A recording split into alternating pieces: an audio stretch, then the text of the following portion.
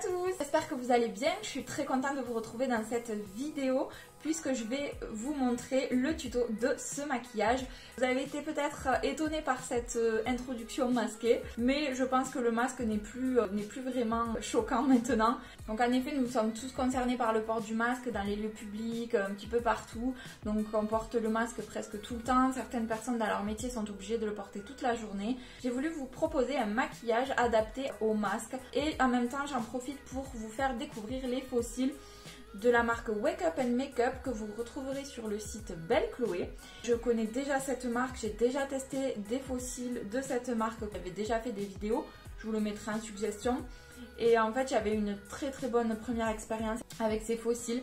Donc ils m'ont proposé de renouveler l'expérience avec des faux cils un peu plus dramatiques, un peu plus sophistiqués que les premiers qu'ils m'avaient envoyés. On a trouvé que ça pourrait être sympa de faire une vidéo sur le sujet maquillage avec le masque. Et pour cela, du coup, je voulais vous proposer un maquillage assez sophistiqué, assez travaillé, assez intense pour mettre vraiment vos yeux en valeur puisque c'est la partie du visage qui ressort le plus une fois qu'on est masqué et ça vous permettra d'améliorer votre look, de sophistiquer votre look, voilà. Et du coup, vous montrer comment utiliser ces faux cils et le rendu en fait que ça a. Donc j'arrête de parler, je vous laisse avec le tuto, j'espère que ça vous plaira, on se retrouve tout à l'heure. Bon, je vous serai très reconnaissante de ne pas faire attention à ma tête de fatiguée, c'est la tête d'une jeune maman qui fait pas ses nuits comme il faut. Certaines d'entre vous doivent connaître ça. Je vais mettre mon bandeau pour dégager mon visage, ce sera plus facile. Allez, donc c'est parti. Donc je vais commencer par les yeux et en plus ça me permettra de faire un coup de propre à la fin. Donc pour celles et ceux qui me suivent depuis un petit moment, vous la connaissez déjà, j'utilise la base à paupières de chez Kiko pour unifier ma paupière et surtout pour faire ressortir les fards. Donc je l'applique au doigt rapidement, il n'y a pas besoin, c'est pas une étape où il faut vraiment s'appliquer.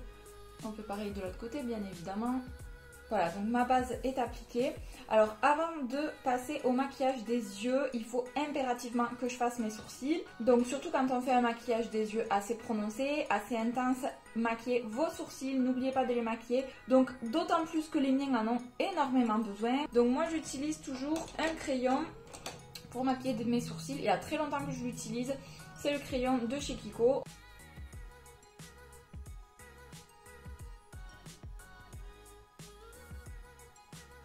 Donc pour le maquillage des yeux, j'ai envie d'utiliser la magnifique palette de chez Morphe en collaboration avec la youtubeuse Jacqueline Hill. Oui, désolée pour la prononciation anglaise, c'est pas mon fort l'anglais.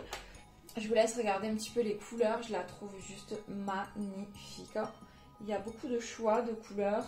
Alors j'ai pas encore eu l'occasion de tout tester, de tester tous les fards au niveau de la pigmentation, mais le peu que j'ai testé, j'ai trouvé ça super. Et puis surtout il y a du choix dans les teintes, donc j'avais envie de m'amuser un petit peu avec cette palette, donc c'est parti. Donc on va y aller progressivement et pour ça je vais commencer par appliquer ce fard là, ce fard-ci dans le creux de ma paupière. Donc je l'applique dans le creux de paupière. Ensuite, je vais prendre un pinceau un peu plus précis, comme ceci. Donc, on va accentuer encore le creux de paupière avec cette teinte. Et du coup, on va venir définir un petit peu plus le creux de paupière en insistant bien, en fait, ici, dans le coin externe.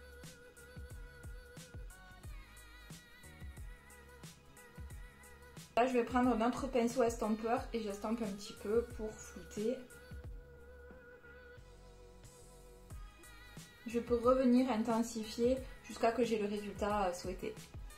Donc maintenant que mon creux de paupière est bien défini, je vais venir maquiller ma paupière mobile. Pour ça, j'ai envie d'utiliser cette teinte-ci. Donc on est sur un maquillage assez dramatique, on est d'accord, assez intense. Donc je vais utiliser une couleur foncée que je vais appliquer sur toute la paupière à l'aide d'un pinceau plat pour bien déposer. Et j'insiste bien sur le coin externe puisque c'est le coin externe qu'on intensifie pour avoir un regard de biche. Et on garde en même temps une bonne intensité en faisant comme ça.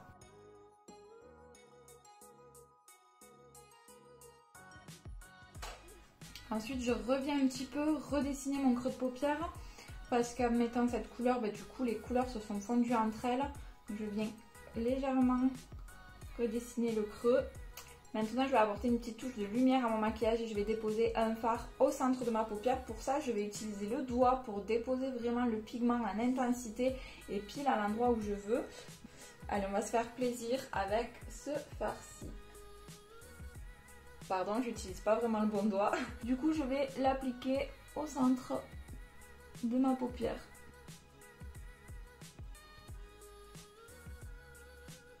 Maintenant, je vais venir m'occuper de mon ras de cils inférieur. Donc, je vais reprendre les mêmes couleurs qu'au-dessus. Donc, avec un pinceau un peu boule comme ça, un peu précis mais pas trop, qui va me permettre d'estomper, je vais reprendre la première teinte qu'on a utilisée en creux de paupière ici. Donc, grossièrement, je vais en déposer sur le ras de cils inférieur. De façon plus précise, pour cela, je vais utiliser un pinceau biseauté. Je vais venir chercher le fard foncé qu'on a utilisé. Et je vais le déposer sur mon ras de cils en rejoignant au coin externe. Je viens estomper un petit peu le ras de cils inférieur en utilisant la teinte que j'ai mis dans mon creux de paupière aussi, celle-ci. Un petit coup d'estompage. Et je vais venir faire un point lumière. Pour ça, je vais utiliser un pinceau précis, un pinceau un petit peu en pointe comme ça. Et je vais prendre une teinte lumineuse. Alors, qu'est-ce qui pourrait être pas mal? Je pense que celle-ci. Je vais utiliser cette teinte-là. Et je l'applique en coin interne.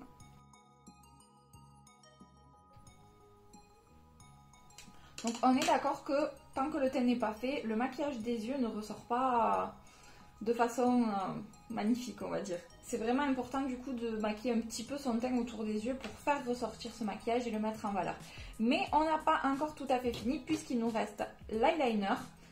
J'ai du mal à me maquiller sans avoir mon trait d'eyeliner. Donc je vais utiliser mon eyeliner et du coup je vais utiliser l'eyeliner de chez NYX que j'adore.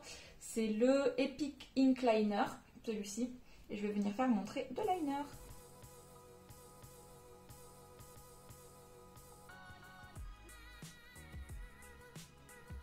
Ce que j'ai envie de faire pour intensifier encore plus le regard, que je fais très peu maintenant, mais quand on a un maquillage assez chargé comme celui-ci, on peut se le permettre, c'est utiliser un crayon colle au niveau de la muqueuse à l'intérieur de l'œil.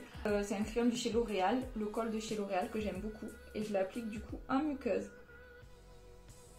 Franchement, il y a trop longtemps que j'ai pas fait ça. Je vous avoue, à l'époque, c'était mon truc. Je pouvais pas sortir si j'avais pas mon crayon à l'intérieur de l'œil. Enfin, je pense que beaucoup d'entre vous ont connu ça aussi, mais quand on mettait pas son crayon à l'intérieur, on avait l'impression d'avoir un manque, il manquait quelque chose à notre regard. Je sais qu'il y a beaucoup de filles qui étaient dans ce cas-là. Et puis petit à petit, je me suis habituée à ne plus en mettre. Et maintenant, c'est l'inverse qui se produit. Ça me choque quand j'en mets en fait. Ça fait assez bizarre, mais je vous avoue qu'avant, je pouvais pas du tout m'en passer. C'était obsessionnel quoi. Ça fait trop bizarre de se revoir avec. Ça fait très longtemps que j'en avais pas remis, je vous avoue. Alors ce que je vais faire, je vais appliquer une touche de mascara avant les faux cils, puisque l'atout majeur de notre regard va être aussi les faux cils que je vous présenterai juste après. Mais d'abord on dépose le mascara, puisque les faux cils sont réutilisables à l'infini, donc je ne veux pas les salir, je ne veux pas les abîmer. Je vais d'abord déposer mon mascara et on terminera par les faux cils. Donc là je ne vous ai pas dit, mais j'utilise le mascara de chez L'Oréal. J'adore les mascaras L'Oréal de toute façon. C'est le volume million de cils Fatal. Il a une brosse avec des petits picots comme ça. Et je trouve que ça permet de bien attraper les cils dès la racine. Ça les étire bien. J'aime beaucoup ce que ça fait. On est bon. Alors avant d'appliquer les faux cils, je vais travailler légèrement le teint. Pour ça, je vais utiliser la Bébé Drop de chez Herborian. C'est pas quelque chose de très couvrant, on va porter le masque qui va cacher la moitié du visage. Donc je l'applique, j'applique toujours au pinceau. Ça va me permettre de venir unifier un petit peu mon teint. J'insiste sur le haut du visage parce que c'est la partie visible du coup. À ça je vais rajouter un petit peu de bébé crème, toujours de chez Herborian. Je la trouve vraiment pas mal et le combo des deux est plutôt sympa. Et en revanche, l'étape indispensable, surtout quand on fait un maquillage très intense au niveau des yeux, ce sont les cernes. Donc il est essentiel d'appliquer de l'anti-cerne pour faire ressortir le regard, faire un coup de propre, mettre en valeur vos yeux, mettre en valeur votre maquillage éviter cet effet fatigué, surtout chez moi en ce moment. Donc l'anti-cerne, c'est la base. Toujours anti-cerne pour faire ressortir votre maquillage des yeux. C'est hyper important. Moi du coup, je vais utiliser le Fit Me de chez Maybelline. Et je vais venir les tirer en fait sous mon eyeliner. Ça va me permettre de faire un coup de propre, comme je vous disais tout à l'heure au niveau du regard.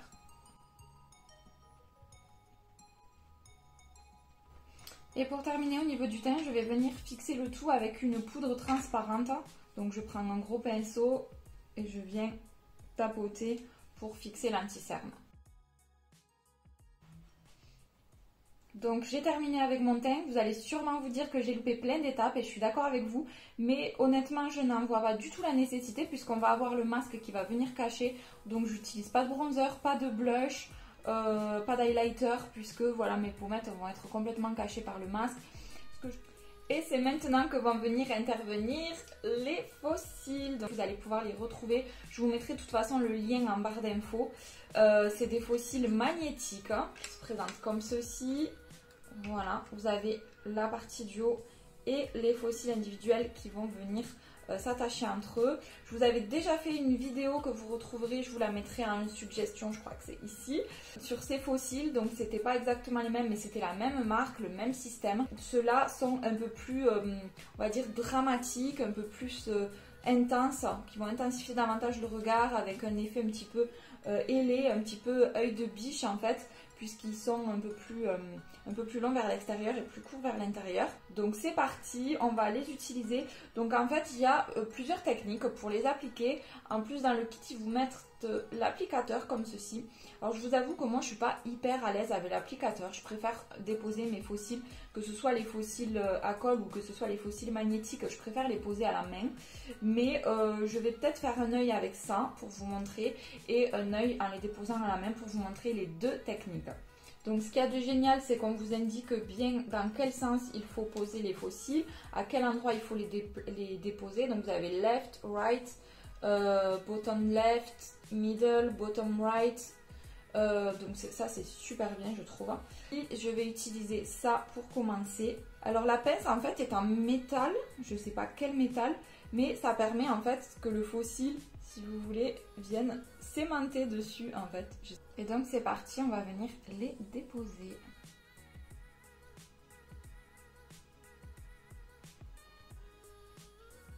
Oh, c'est juste trop bien.